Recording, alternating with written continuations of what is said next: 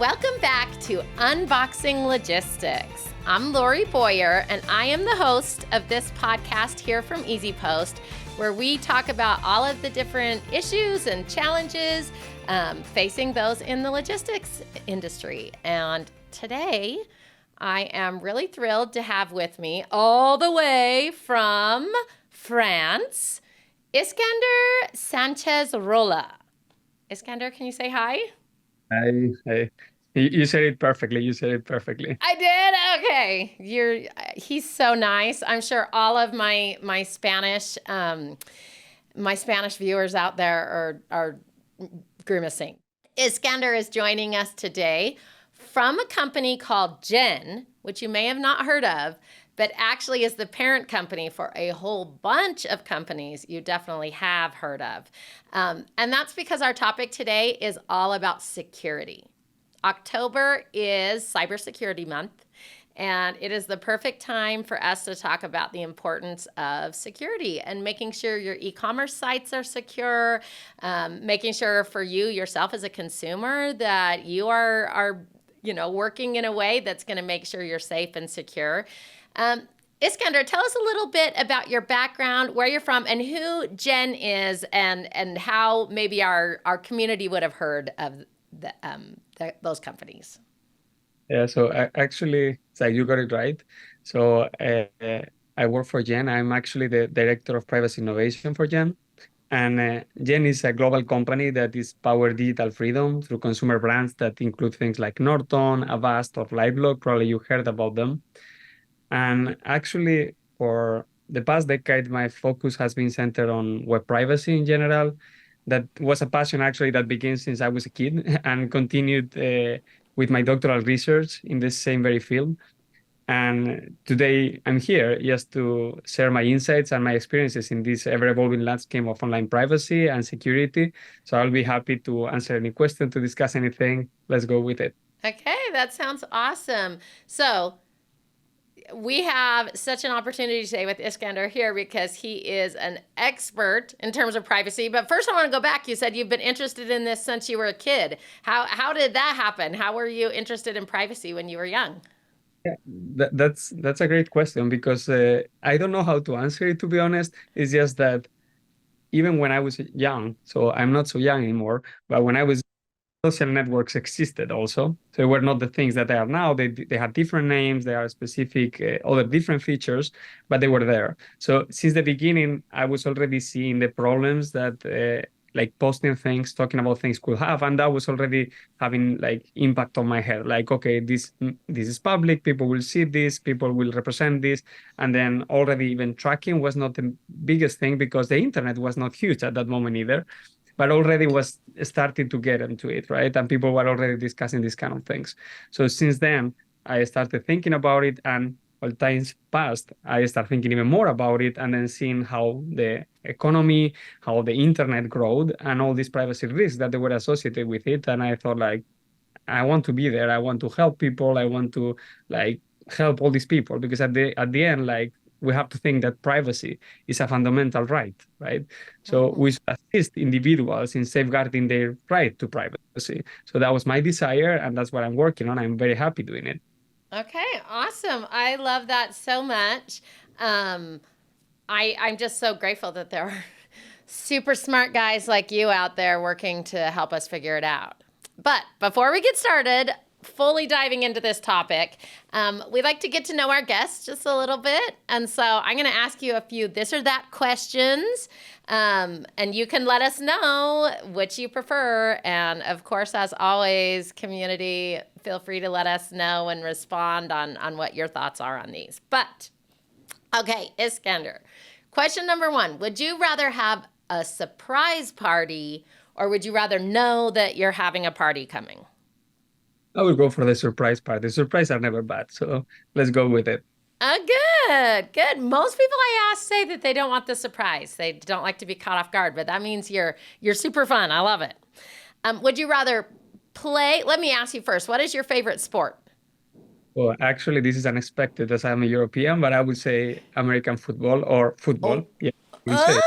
American football. I love it. Okay. Would you rather play sports or watch sports? In that case, I would say watch it. You don't want to get hurt, huh? Are there any sports you like to play? Yeah, actually, I climb, but Oh, to practice than actually watch it. But American football, I prefer to watch it. yeah, me too. I love American football, but yeah, I don't play it either. So, okay, if for the rest of your life you could have no cell phone or no computer, which one would you pick? Oh, that's a difficult one. And I have to think for a second on that one. I would say computer because again, it's very associated with my work and I love it. So yeah, cell phones are fine, but computer is the main thing that I use in my day to day. So I would say computer. Yeah, we would be sad without our cell phones, but I think definitely without a computer, we'd be have a very difficult time. So I agree with you on that one. Are you a morning person or a night person? Hmm. I wouldn't know how to answer. Depends on the day, I guess. Like it depends on the day of the week and the number of meetings, I guess. So I will adapt. I don't have any problem to be both. You do both. I know Iskander works crazy hours because he works with lots of people in California and he's over in Europe. So he's is hitting both morning and night and whenever, right? Whatever is needed is I'm happy to do it. You're awesome. Okay, would you rather be too hot or would you rather be too cold? Mm. As I'm originally from the north of Spain, in the Basque Country, I would say I'm very fine with being cold. Like you can just have an extra jacket and then problem solved. Like you cannot remove your skin if it's too hot. So I will go with the jacket. That is exactly what I say all the time. There are so many people who love being hot, but I do not. I always think I can get blankets and pillows and whatever, but yeah, you get too hot, there's not much you can do. Is it warm in the Basque Country or cold up there in northern Spain? Like it's normally warm, cold. Like it's in the middle, definitely not too hot, but it's beautiful. It's very beautiful. The landscapes are amazing. Food is amazing. Everything like extremely green because it quite rains. So everything is very green. It's very beautiful. It's full of mountains, surrounded by mountains. So it's amazing. Oh, okay. I totally have to go visit there now. I was telling you earlier, I've hosted two exchange students from Spain. Shout out to Ari and Diego, Ariadna and Diego. I want to visit Spain so much. So, okay, final question. Would you rather live in the big city or kind of in the countryside? Hmm. That's also a difficult one because I think that like depends on the time of your life. So right now I'm happy in a small city. Like actually I live in Antibes, which is a small town next to Nice in the French Riviera. But I would be happy to go also to a big city because I know there are different, no? Like the grass is always greener on the other side, depending on the situation. So some days you will prefer to be alone in close to the coast and just enjoying. But then sometimes it's good to have in the city, like there are like so many plans and so many things to do. So I guess depends on the day. Okay, you seem like a super cool person to hang out with because you are very adaptable to whatever your situation is. You can be happy in the morning or the night and you can be happy in the city or the country. So I love that so much. Okay, let's talk specifically. We're going to talk security now. So let's think about our audience for a minute. We have in our community here lots of people who work in logistics, but lots of e-commerce people who run businesses. And obviously, privacy can become a big deal. We see in the news all the time, privacy breaches and those big impacts.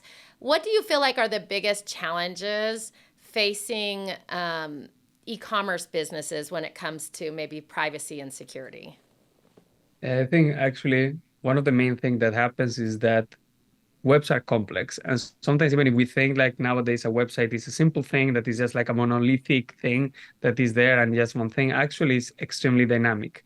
And it includes things from many places, which means that if you are an e-commerce website and then you want to include code from different places, what happens is that you lose control of what you are including on the website, which generates the situation that then at the end you have tons of people in your website executing code and doing stuff that you are not even aware of.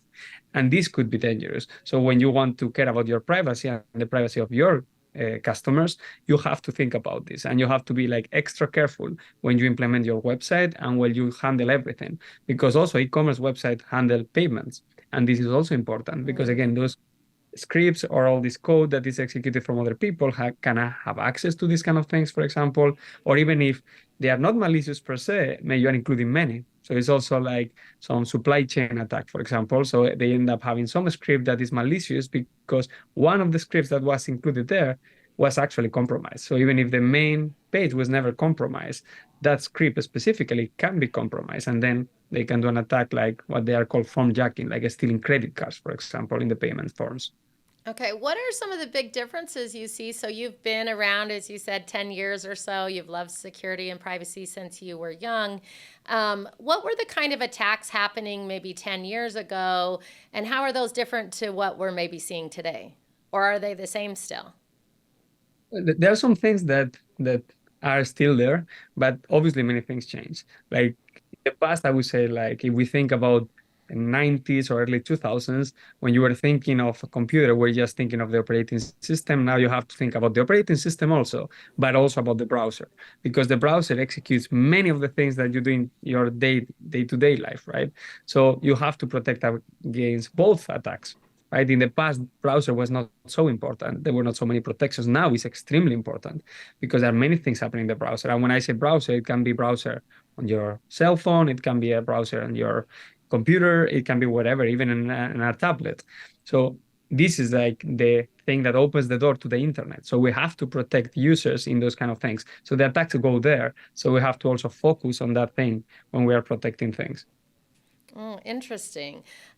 So if I had an e-commerce business, and so what you're saying then is that when somebody is accessing my website from a browser, there are also security concerns there that are different than just on the website itself? Yeah, so what I would say is that there are difference. For example, with e-commerce, you can have apps or you can have websites. Like normally, just normally, but not always, apps tend to be more controlled because again, there are things that you are load, but websites tend to be much more dynamic. It's just part of what allows to be so dynamic, have a lot of benefits. So it's not a negative thing to be dynamic, it's actually positive. It's just that opens the door to many more attacks. So when you are implementing things, you have to be more careful in these kind of things because scripts are loaded, code is loaded, and they are dynamic. So even if you trust one thing, they can load another thing that you don't trust and you are not aware of. So you have to be careful. Like when you have your partner, for example, that you just don't take a random person from the streets. You know someone, you trust someone, you should trust a lot what you are doing, and you have to control what is happening at all times. Okay, I see. That makes sense. So when you're using an app, or if you have an app, that's going to probably be a little more secure than when you're just on a browser. There's more opportunities, but also more risks. Is that what I was hearing? I mean, still, I wouldn't say that just the app was always super secure because apps can also be compromised. So I know that I'm looking like a bit negative in this. I am not. That I don't want to like make the people feel like an app is extremely secure and just the website is insecure. Like both are. It's just that that could be both super secure and both zero secure at the same time. So we have to be careful when we are doing this kind of stuff in any point. They say that in websites, the idea of dynamic is much more dynamic. So I would say that developers should be much more careful in that kind of things because they tend to include codes from other things. And in apps, it's not so common to load resources from external parties so much. So we have to be careful when we are doing websites and when we are analyzing websites. Yeah, that makes sense. Okay, so I want to go over some of the more common kind of challenges or attacks or however we want to talk about them. And then I'd love for what I'm going to ask you, knowing my audience probably doesn't necessarily know a lot about these, I'd love for you to explain what it is and then maybe how they could address it, both as a consumer and as a business owner in an e-commerce site. Does that work for you? Sure. Okay, perfect. So let's start with web tracking. Can you explain to me what web tracking is and what kind of impact it has on our audience? Yeah. So in a nutshell, like web tracking is the idea of they track you online. That's very obvious. The name already say it. But what they normally is associated with is with identifiers. So the idea is you go to a website, there is an identifier associated with you specifically. So then you are on website A, and then you go to website B, and then they can say that you are exactly the same person. Why? Because this identifier is present in both. They can do this with things like cookies or digital fingerprints, like browser fingerprinting, which is the idea of creating identifiers based on how you have your browser or your computer. So they can identify you. So even if you delete the cookies, they will still be able to track you. So the idea is associating your browsing history through every website that you visit.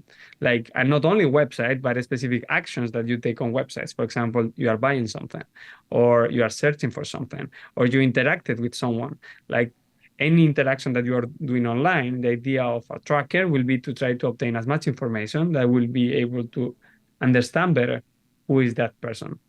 Okay, so this is why when I go and search something like, oh, new exercise equipment, or I go to a website where I am trying to research, some new gym equipment, that then I'll suddenly get ads or suggestions all around that in different places on social media, in my email, things like that. Is that what we're talking about here?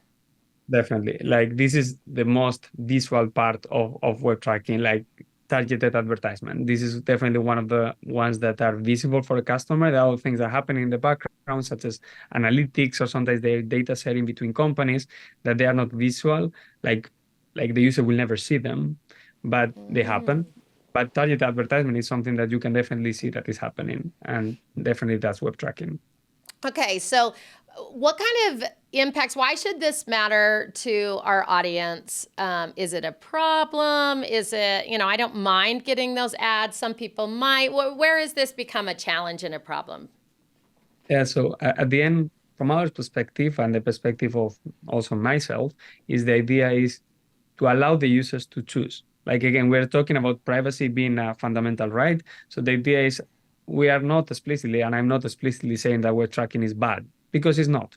What we are saying is that we should allow the users to have the right to decide what is happening. And this is what laws like CCPA in California or GDPR in Europe are doing, like letting the people choose. And then if they want to be tracked, that's fine. Or if they want to be tracked by certain companies, they can do it. So at the end, it's like letting the user choose. So if they want to do something and they want to be tracked, they're going to be tracked. If they don't want to, they are not tracked. So at the end is letting the user choose and then be transparent what we are doing. Because also this is associated with privacy policies and this kind of banners that they saw the website is we have to be transparent and companies need to be transparent of what is happening. So then the user can consent this tracking or not, depending on that. So the idea is make it simple and clear to allow people to make decisions, informed decisions. Okay, that makes a lot of sense. So let's say that I have a company and I've got a great website and I might want to track people so I can retarget my ads or do some of the other things that you were saying. What do I need to do to make sure that I'm being safe and to make sure that I'm being within the legal bounds? What should our audience do? Are there very specific things that they are required to do, that they should be doing, I guess, even for best practice? I'm thinking things like privacy policies or let people opt in, or what are the things that they should be aware of? Yeah, I mean, definitely these two that you say are like very important. Like one is to allow users to read the privacy policy and try to be as detailed as you can, because also sometimes some privacy policies are very generic. So they are not saying much. So they are not actually helping the user know what is happening in the background. So it's important to be as transparent as possible, as clear, and not try to make it much more complex. I mean, still, we cannot forget that privacy policy is a legal document. So still, it's not going to be super ideal. That's why also you can have an additional approach to show the users more specific details of what you are doing without having to read the full policy. Again, this shouldn't be a technique that you use in order to hide what you are actually doing in the policy in a banner, for example. The banner is fantastic, but it has to be clear. Also, when you are doing these banners, you should try to, for example, not do it like this, what they call sometimes dark patterns. There's the idea of trying, like, for example, the yes is like huge and this no is so small that you cannot even click it. I mean, sometimes they do this kind of stuff. And this is definitely something that as a company you shouldn't do. And you should be as clear as possible. Also, like by default, it has to be opt-in, not opt-out. So people doesn't have to say, I don't want, they should say, I want to be tracked. And this is things that GDPR is actually pushing, and other laws that are in the same approach, they are doing the same. And I think is the right approach. Okay, I love that. So, absolutely, you guys, I know it's a big temptation to try to give yourself as many advantages as you can, but in the long run, it really doesn't pay off. You'll end up getting bad reviews. You'll end up having people complain. You may even get lawsuits, like Iskander was talking about, the legal issues. So, please make sure you're asking people if they want to opt in. Please make sure that your privacy policies are transparent. Transparency is so critical in our industry, in e-commerce, and specifically in general. People want to feel like they know what you're doing. So I think that's perfect.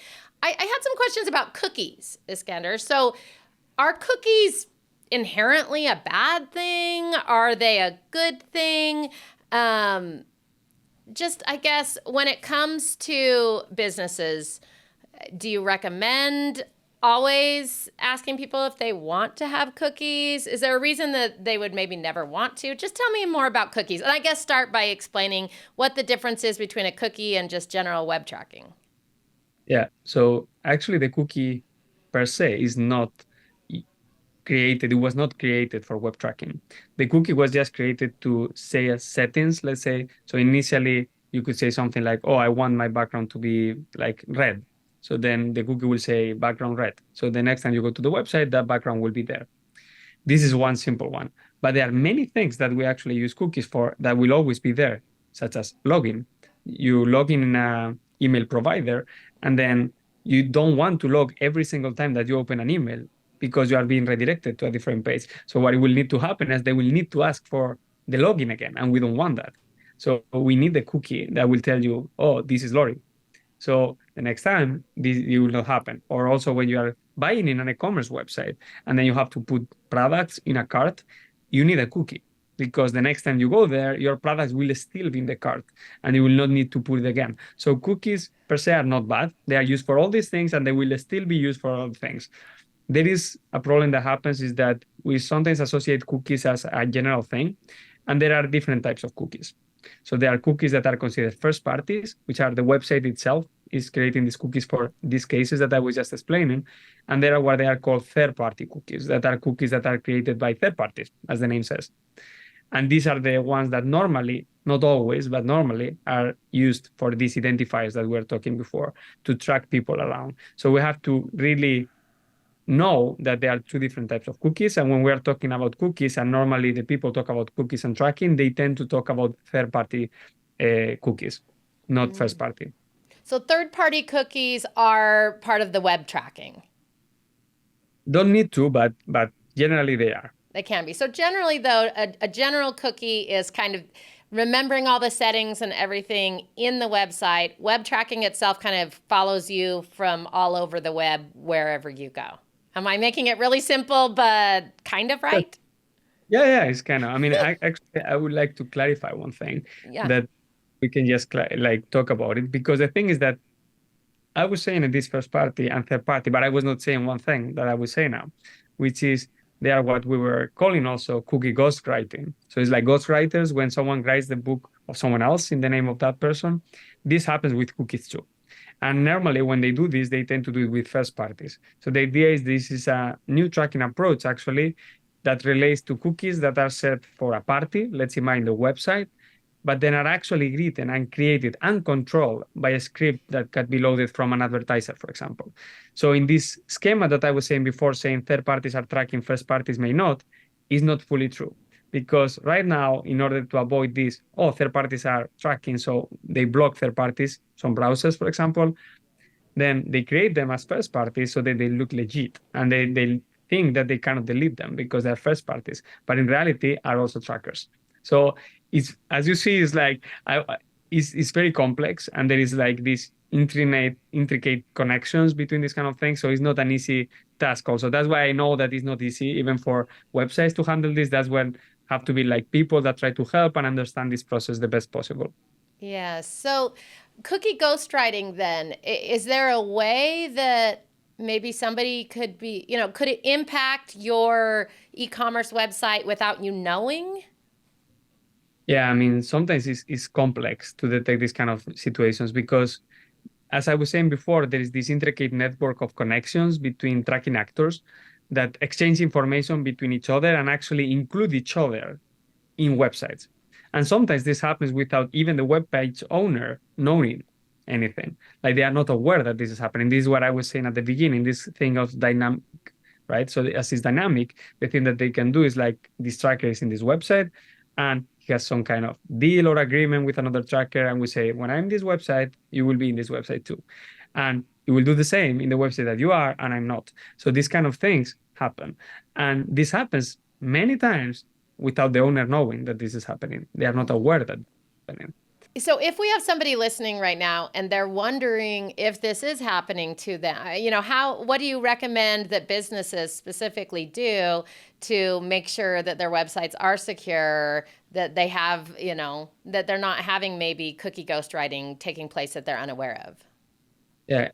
Again, I'm sorry to say that it also is not an easy task. Like it's something that they will need an expert that will need to analyze their website specifically, or if they have someone in the website that knows what are the things that were expected by them, they can make a diff, for example, and see like, oh, this is what I was expecting, this is what is happening. Okay, there is a difference, which means that I didn't do that. So someone did it for me. And then they can say, okay, who did it? And then they can trace back the analysis on the website and say, this was it. And then they can say, okay, so then they can talk to that tracker, for example, that they legitimately included in the website, but then it's doing that and talk to them and say, no, you cannot do this in my website, for example. Or, okay, you stop that tracker from your website directly, for example. Okay, so what could the potential problems be? If somebody was doing this to your website, what impacts might it have on you? Are we talking about maybe that information is stolen, or your customers find out and don't trust you? What are the bad problems that could happen to you? Actually, both of them. Like it could be like these additional trackers, again, they are not controlled by you, which means that they can do whatever they want that you don't expect and then attack the privacy of your customers without your control or anything. So your customers are going to be impacted directly because then they can resell this data to another tracker or to a broker or something. So you can be impacted from the customer point of view, but also from your side, you could be impacted. And this is not related to privacy, but it's something that people that work creating website care about, which is performance. And as you are loading all these kind of scripts and all these kind of things, the website will go slower. So you will actually, the website that you were like fighting for to be so fast that people like the interaction is so clean, everything is fantastic. Because of this thing, it can actually stop being so fantastic and you are not aware even why. So it has like impacts in both sides.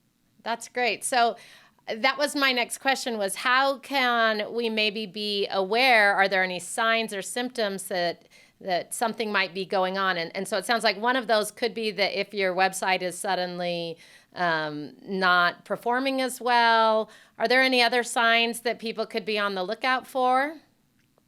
Yeah, as I said, like checking the cookies that are created on the website and seeing that the number expected by you was like, I don't know, 10 cookies. And then there are like, I don't know, 100 cookies. Like the numbers seem crazy, and I'm saying something completely crazy, but it's not. Like many times these numbers are very big and they create tons of cookies and they share between a lot of people, multiple actors are involved. So at the end, there are a lot of cookies. So then if you see when you are analyzing your website and then you go in a browser, for example, in the dev tools, and then you see, oh, this is the website that we're creating this website. And then you analyze it and say, oh, they are much more than what I was expecting.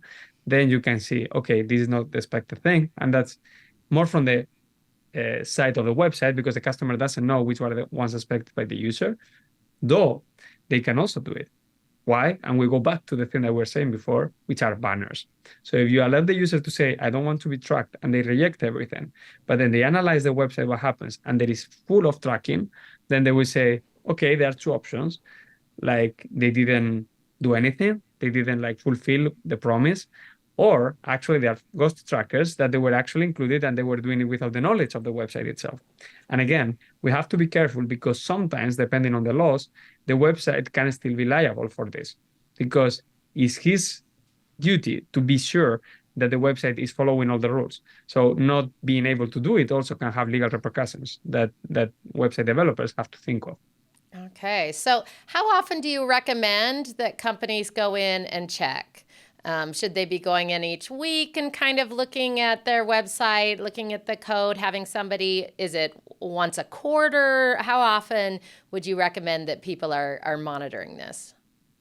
So what I will recommend is something automatic that analyzes, like, or if you do it like, or if it's something manual, you have like some extension, for example, that it helping someone doing the manual analysis, but maybe some initial automatic thing that analyzes one side and then more deep analysis on the ones that there is a diff, for example. So if you don't see any difference between day one and day two, then no one will analyze it manually. But then if you see something is happening, you have to take care of it. So it depends on how you want to do it. Also, when you are implementing the website, you can try to make blockers of how like allow things to load other things, load things in iframes, which are like isolated environments inside the website. And you can like try to do things to avoid those kind of things. Okay, so just use technology. There's just tracking software that you can use to, is that fall under the Norton or the Avast, those kind of options? We actually have analysis, like we have privacy solutions. So to anti-track, for example, that we offer that can analyze what is happening on the website and can actually even tell you situations like, okay, this script is not only there and it's a tracker, but it can tell you this script is actually here and it's doing fingerprinting, which is this advanced method that I was talking before that actually like identifies your specific laptop or browser or a combination of both of them. So we can even say that. So if you go to your website and you analyze with our Norton Anti-Track, for example, that is actually accessible for users, that they can use it just for blocking, for example, you can understand these kind of things like this was not expected. This tracker, I don't know. And then you can, for example, create a report, send it to the developers and say, this is not what we're expecting, right? So we do have solutions on privacy that analyze these kind of situations, analyze websites and block these kind of tracking behaviors if the user wants to. Okay, that totally makes sense. So technology, you can still have somebody looking in on the systems, but you should have something that's kind of continually monitoring. Let's talk about the digital fingerprint that you were just talking about. Can you explain a little bit more about what the digital fingerprint is and how it plays a role? Yeah, it's very important. And actually now with these new laws that are like against some of these third-party cookies, this thing could get even bigger. So it has been growing in time and can get even bigger in the following years, which is this digital fingerprint, or sometimes I would say browser fingerprinting or device fingerprinting. They are like similar names. It's just a way to specifically indicate the specific case. But the idea is that they generate these identifiers based on what you have. For example, they can check, I don't know, the language on your laptop, the screen size. They can detect, I don't know, things that they are associated with the GPU of your computer or the CPU of your computer, specific identifications of this. Like, for example, at some time we're working and detecting physical imperfections in the clock crystals of the computer, and we were able to actually create identifiers. Then we reported this because it's something that definitely browsers should stop. And now this thing is stopped and doesn't work, for example. So the idea is to create these identifiers that even if you delete all the cookies or you delete everything, your browsing history, whatever, this identifier will auto-generate every single time because your computer is the same. So every time I do the same calculations, I will get the same result. So I will be able to identify you whatever you are doing. So this is what is called this digital fingerprint. And the thing is that this thing that I'm saying, you may think something like, okay, then this is only doing for tracking, right? The answer is no. It's not only for tracking. These digital fingerprints are actually used also in benign ways, which is using, for example, for authentication. So situations that are actually provided to login. So, for example, they detect that your device is different, right? So this device is different. So now you should make 2FA, for example, two-factor authentication. Like, I don't know, an SMS or some code that you are generating in an app, so you can get it, right? And these are the uses that normally are acceptable to use in these kind of legal requirements. And when I was saying benign, it's not because the process of doing it is not benign at all. You can use it. It's just that there are many restrictions on how you do it. So if the user wants to allow these kind of things and opt in to this kind of stuff, that's totally fine. It's just that sometimes doesn't happen and they use it for tracking without actually saying it. So this is where the problem happens. Okay, interesting. So the digital fingerprint actually kind of follows you beyond the website, even to your CPU itself. Yeah. It depends on techniques. There are multiple techniques. So some techniques are associated with a specific browser. Sometimes they are what they are called cross-browser. So it doesn't matter the browser because at the end they are getting some identifier of the device that you are using, like I don't know, a MacBook, for example, a specific MacBook or something. So it depends on the technique. There are techniques that are more associated with the browser, or the techniques that are more associated with the device. Okay, that makes sense. So we've talked about some of these different challenges. What responsibilities, either legally or even just, to create a good user experience, what responsibilities do these e-commerce companies have to safeguard and protect their customers' information? So I have the first thing I have to say is that I'm not a legal expert. Of course, I know things about legal. So because I've been working on privacy, so it's impossible to completely deassociate these two topics that are strongly correlated. But there are implications of this kind of stuff because again, like we've seen many times, like there are leaks that they are happening, there are attacks that they are happening, and then all this information that you have, if you, for example, if your protection is not proper, so for example, everything is not hashed properly, is not salted, is not properly encrypted in your servers, then that means that when this is public, all the data of our customers are going to be fully public. Then there will be legal repercussions because that's not the way data should be, because it's considered PII, is information important to the user. Maybe sometimes if you collect information that you shouldn't collect is also problematic because you are collecting things that you shouldn't be collecting in the first place. So that's also a legal problem. And if you do it constantly and you are obtaining all this PII and then storing in your servers and doing all these kind of things, that can be even more dangerous if you don't protect it properly. So at the end, there are legal repercussions. I will not like to say specifics because again, like I'm not a lawyer, but there are, and companies Yeah. should know this, and then they should try to protect the data of them and their customers as much as they can. Okay, so what would you recommend are the first things somebody should do to make sure that they're protected, that their website is protected for their customers? So the first thing, as I was saying, is this full analysis, like full analysis of what is happening on the website. This is very important to be sure that your website doesn't do things that you don't expect them to do. Also, you have to be careful of the data you are collecting for tracking. If you are doing it your side, how you are storing any information, even if the user opt in, you have to realize that this information is very important and it has a lot of information that is private to the user. So you have to say that have to be fully encrypted, that you cannot see some specific information, maybe like this data has to be properly protected on the server. So not only on the website itself, but when you are collecting the information, that information should be protected on the server side also. Okay, perfect. So, number one, make sure you're doing an analysis. Number two, make sure you're protecting in all the different ways the data that you've got. How do you recommend communicating to your customers about data management and what you're doing with their information? Do you send actual emails? Do you simply have a banner on the website? What are your recommendations for customer communication that way? For customer communication is first privacy policies. This is the first way that you should communicate. The user has to have access to privacy policy.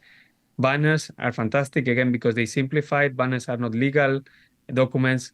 Policies are. So this is simplifies, allows the user to take decision, allows the users to choose. So these two things, you definitely should have them.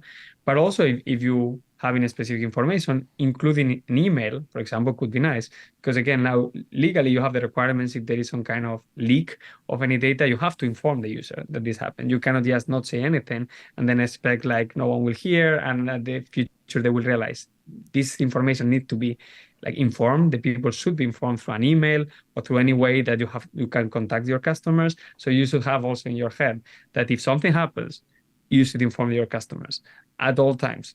You shouldn't just wait and say, oh, I'm not sure. No, you have to contact also government, and you have to contact also your customers.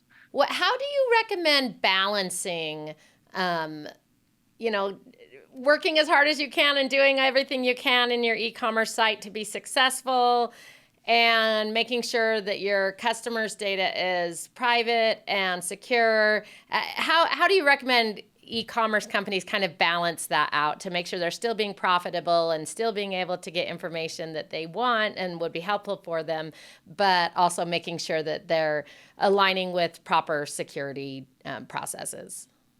Yeah, I mean, I think that sometimes in the past, now I think this is changing. And the idea before was like, okay, let's do the website first, let's make the business grow, and then we'll think about privacy. But this is bad because they already shown in many websites in the past that when this happens and then there is a problem in privacy or security, then everything you wrote from zero to what you are now can disappear in a blink of an eye. So suddenly, because you didn't do things properly since the beginning, there are repercussions later that can make your business disappear, for example. So at the end, we have to think of this privacy by design since the beginning. So then it will simplify all the process because since the beginning, you were thinking about it. So you are designing everything with privacy in your head. So then all the decisions then in the future are much easier. Like you want to increase something, fine, because we're doing this like this.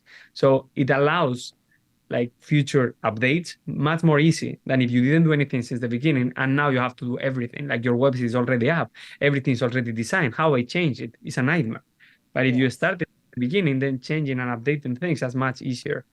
Yes, I absolutely agree. I see that myself. I am sure all of us working with data and business, things can get really messy with your data if you don't do it right from the beginning. So, great opportunity for people who are just starting.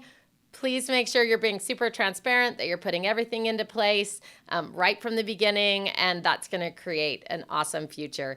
If you haven't done that, so let's say they're 10 years in, Iskander, and they didn't set it up from the beginning, what should they do now?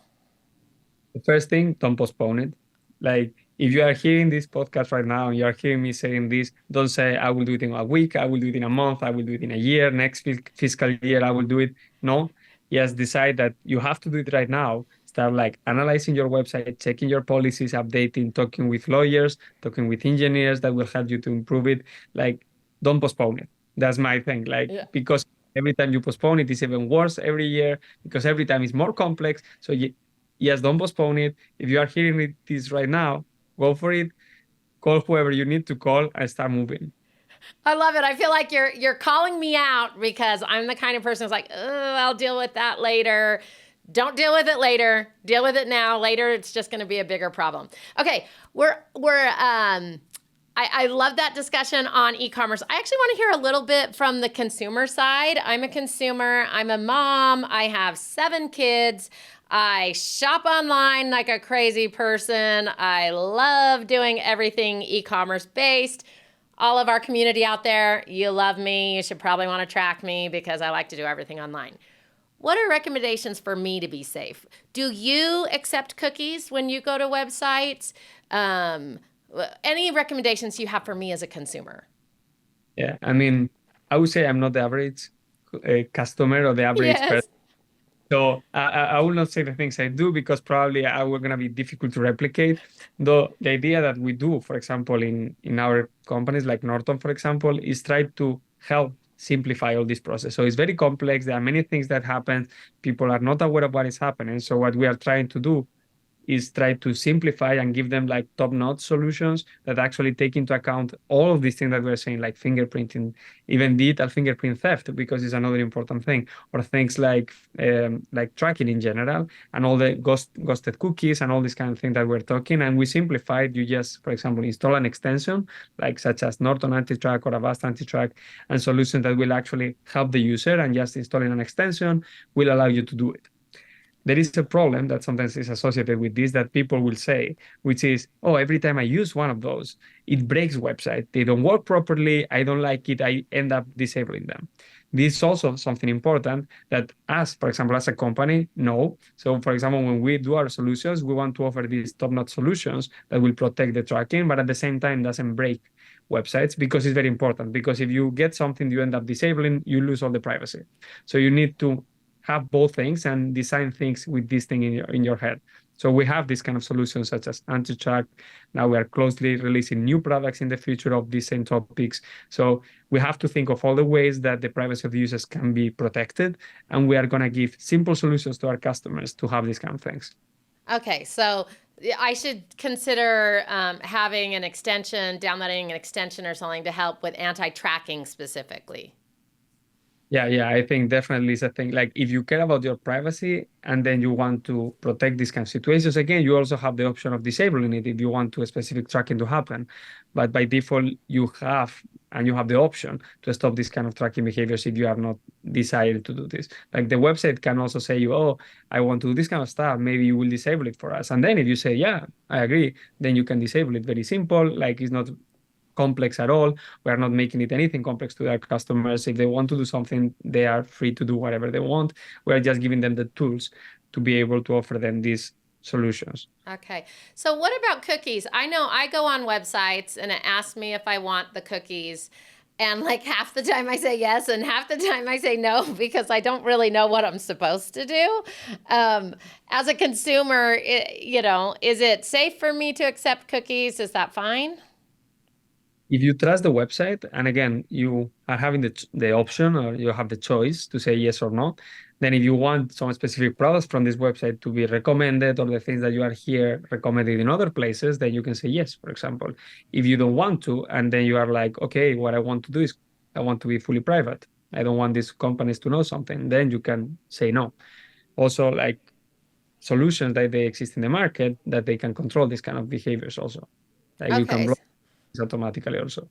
Yeah, that makes sense. I like that because I like the idea of if I trust the website. So if I trust the website, then I can feel comfortable going ahead and accepting the cookies.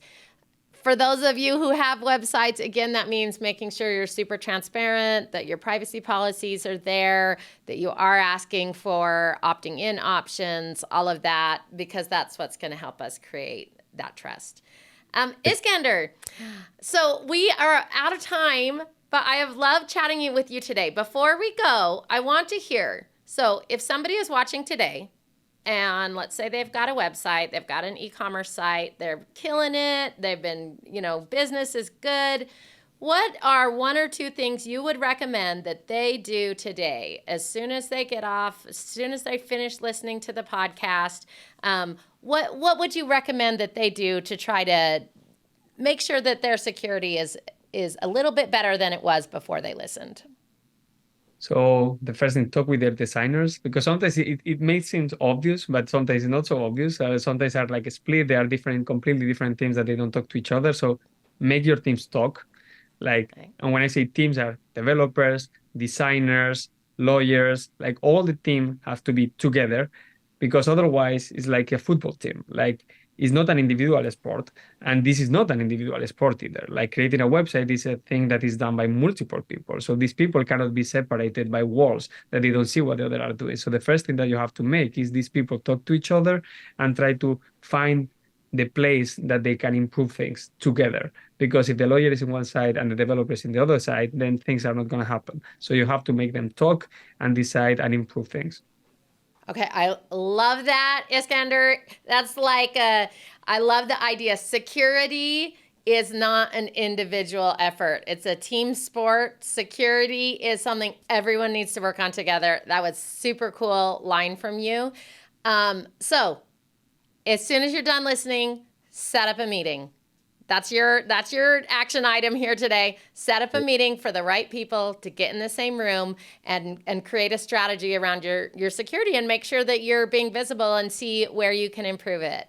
Iskander, if people want to connect with you, are you on LinkedIn? Is there a way that they can reach out to you? I know that our audience is going to have a lot of questions. I wish we were live so they could just be throwing them at us. You're welcome to send them to me. I can find out answers. But Iskander, if people want to talk to you, how can they follow you? Yeah, I mean, I'm in LinkedIn, and actually, I'm also like in LinkedIn. There is even the link to my personal website that you can access. Also, I have also information about me, my contact, and everything.